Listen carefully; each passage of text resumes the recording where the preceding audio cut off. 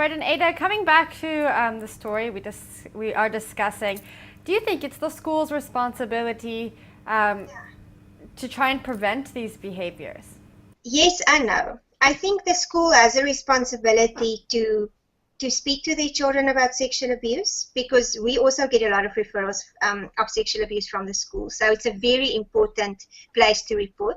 So they should speak to them, to encourage them to report sexual abuse, and also to tell them where they can report sexual abuse. That, I think, they have a responsibility to deal with. I think they can, in terms of prevention, it's very difficult because children have families and parents and outside, and they have a responsibility.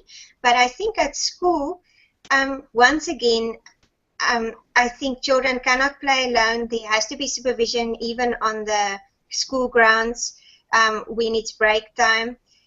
I think for bathrooms there should be also rules, because a lot of things happen in school bathrooms. You know, children going one-one or not going everybody in class time. There are schools that have worked out systems like that. And then also, we've also had referrals from school transport in our area. I think it's very important to accompany the children to the school transport and someone to wait for them until everybody's been picked up, because that is also a gap that children can take. And then also to ask a lot of questions about the person who transports your child to and from school, because that's also the type of referrals that we get in the Helderberg area. You really need to ask a lot of questions about your child in that vehicle to prevent sexual abuse. I think the responsibility of the school, for me, would be with regards to reporting. The schools have, in the Western Cape, as far as I know, they've got a protocol called the Abuse No More Protocol, and you have to report it to your headmaster, who has to report it to the Department of Education. There's just no way you can get around that.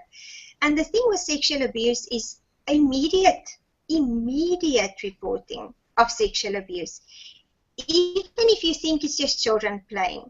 Because if, for instance, a girl is raped by children in a class or in a school, she's terrified now to come to school. So she might tell her teacher, but she's going to tell her maybe a little bit of what happened. She's not going to tell the whole story because she's been traumatized and she's maybe afraid of coming to school. So one needs to get in a professional to find out what's the whole story, what happened. That's from an emotional side.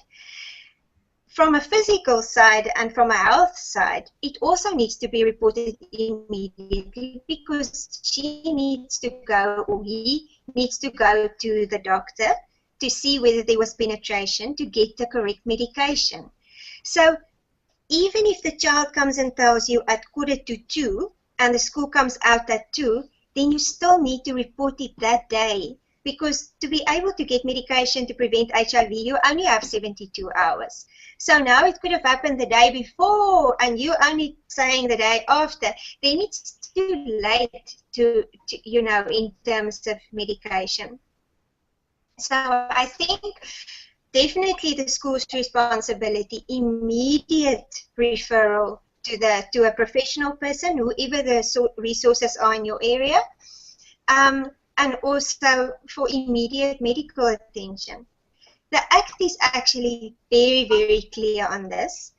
It says that if you have a suspicion or knowledge about sexual abuse, you have to report it immediately to the police. Yes, the police are not going to take a case of a child that's 5 that allegedly raped a 3-year-old, or whatever the story is about that. But they have the responsibility to take them for a medical examination to see whether anything happened and they need medication. So I think we also need to stick to what the Act says, because it also says if you have suspicion or knowledge about sexual abuse and you don't report it immediately, it actually says immediately, then you can go to jail for 5 years. It's very serious. We have to report it.